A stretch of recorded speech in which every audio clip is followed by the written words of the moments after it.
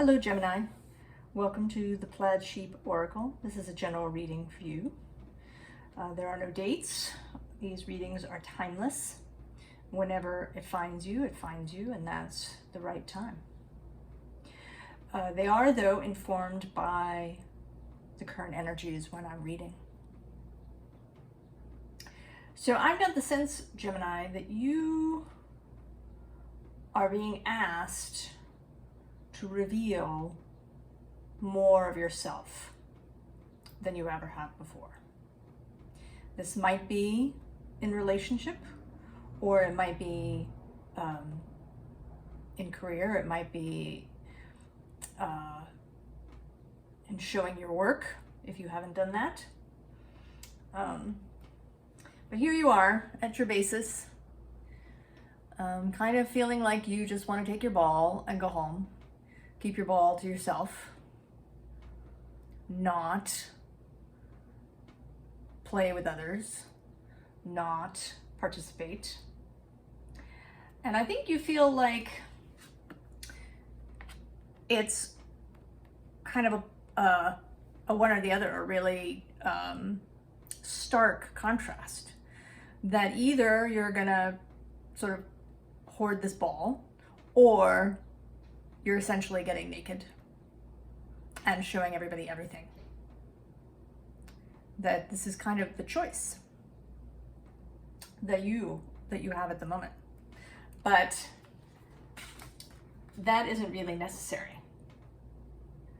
You don't have to show all of yourself at once.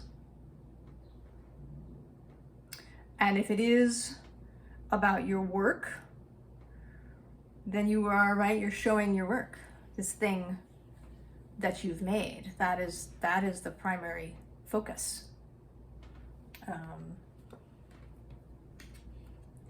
You've shown this thing that you're doing. It isn't necessarily about revealing all of yourself. And over time,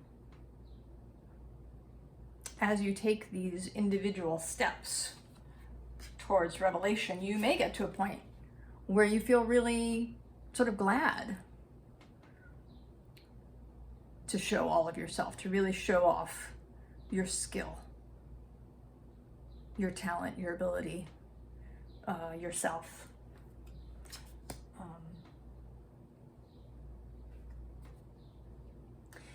And you may, certainly, there can be things to worry about. Trying to control how people respond to you, how your work is received, how your words are received, how you are received. You may feel like you want to control all of that, to control all of the data points so that you can feel safe. But that isn't your job. You know,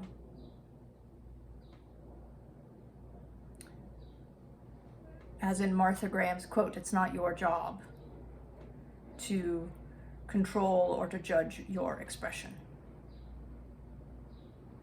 but to put it out into the world. Because if you don't, it will never be. And here in the second line, I feel as if these cards here are possibly your spirit team, your fellowship, your guides, but it may also be your friends. And here too, so here you are, Seven of Earth, and there's your guides, and today his face is just, really? Really? This is what you want? Really? Are you serious? And they're totally serious. They're totally serious. They want you to go. I mean, right? It's gonna be fun. It's gonna be so much fun. You don't even know.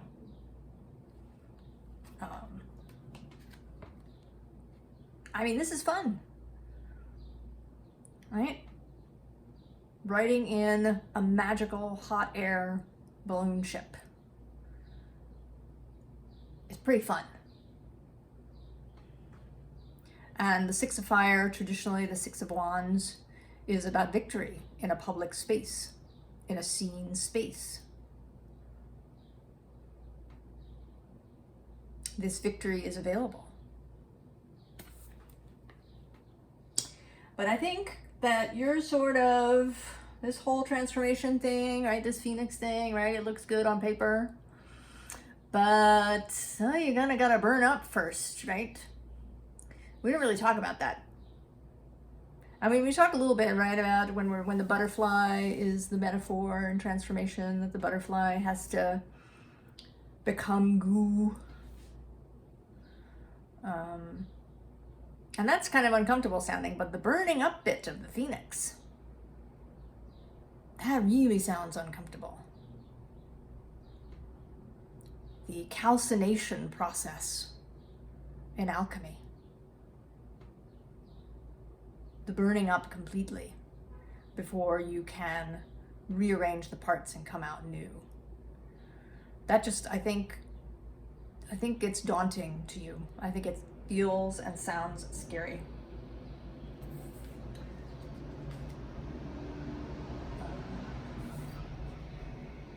I think you'd prefer to do it in a more stable way. And you can. There's no rule that says that transformation has to be sudden. It can be gradual.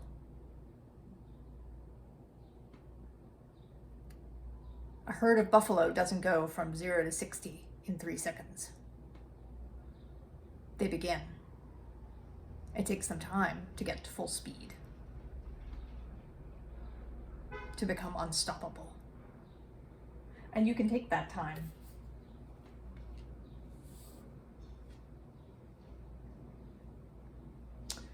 You can take time to reach for this star. It doesn't have to be a shooting star. It can be this starfish who swims. Right? They're not really fast. They don't zip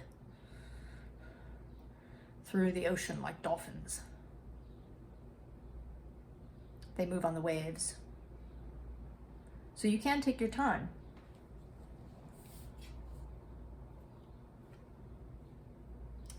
These next two cards,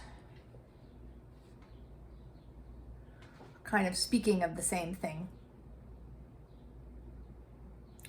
of internal alignment, of the alignment of your chakras, the alignment of your internal spine, your central axis. And these are not rigid forms. The stingray is very flexible. In some cases, they can even leap out of the water. And U is flexible. U is used for making bows, for shooting arrows. This central flexible axis. You are the epitome of flexibility. You are the most mutable of the mutable signs. Changing direction as needed, as desired. You don't have to do this as other people do it. You don't have to do it in any specific time frame.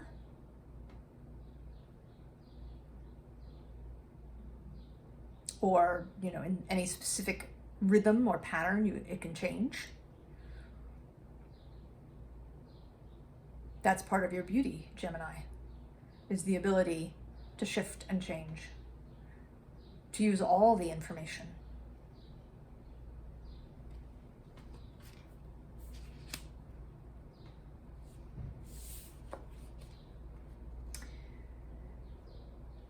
And it may be that you're feeling a little stuck still because of previous experience. You may be in this holding pattern, this solstice, because you've been burned in the past, because you've had heartache. Maybe you revealed part of yourself to somebody and it didn't work out so well. So this is there, right? This hesitation, this right, this desire to hug your preciousness to yourself, to sort of tuck it in where it can't be seen or harmed.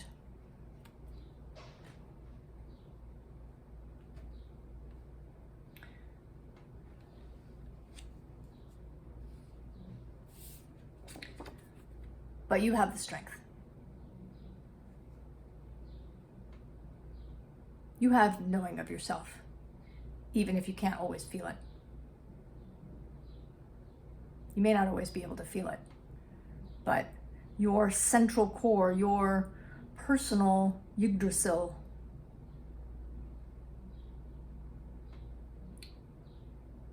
your spiritual, mental, emotional spine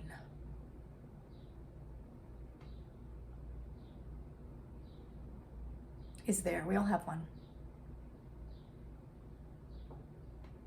And yours is totally strong.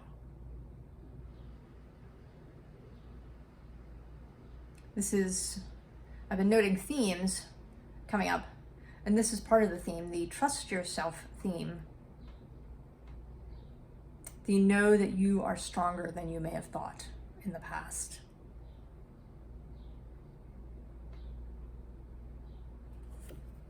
You do have the ability to go through this next gate, even though it seems daunting, filled with thorns that might stick you if you move incorrectly, filled with thunder.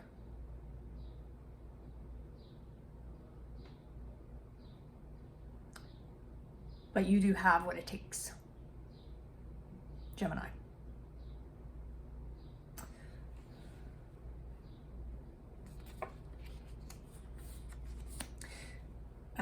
As I said, this reading is influenced by the space that we are in, and we are approaching what some people call the Lion's Gate.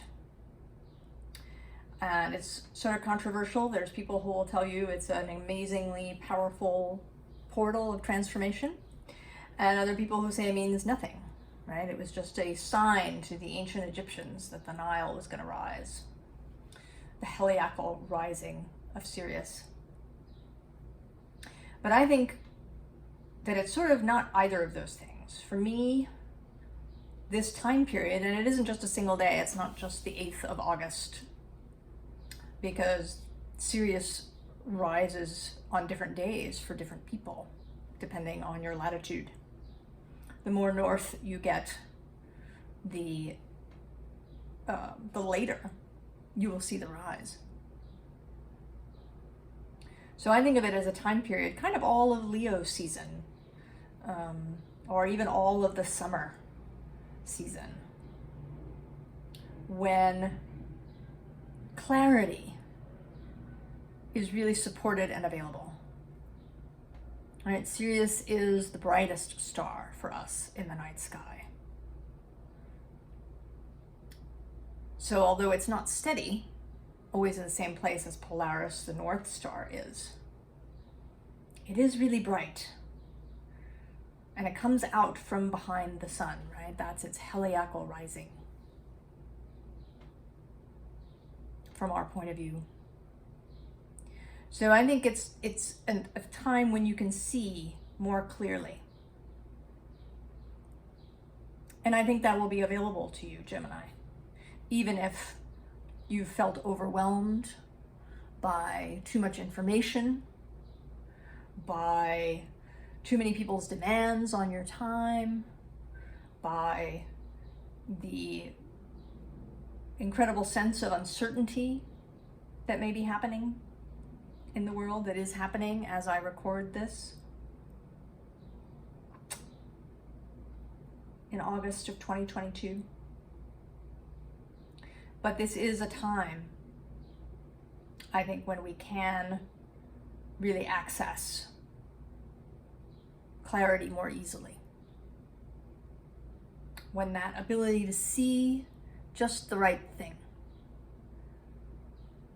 when it becomes seen, something that maybe hasn't been available to us previously,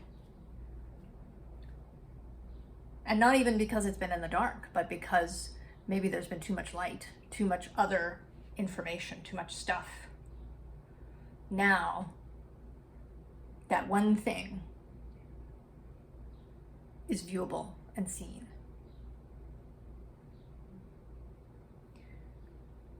So I feel like that is the energy for you, Gemini.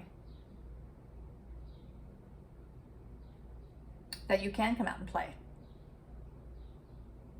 if you want to. I certainly don't recommend anybody forcing themselves to do anything. So be kind to yourself, but firm.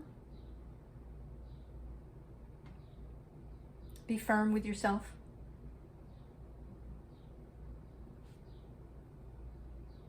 And come out. A little bit at a time if you need to. But come out with us so we can see you and your work. So that is what I have for you, Gemini. I hope that you enjoy your coming out, your self-revelation. And I'll see you next time. So long.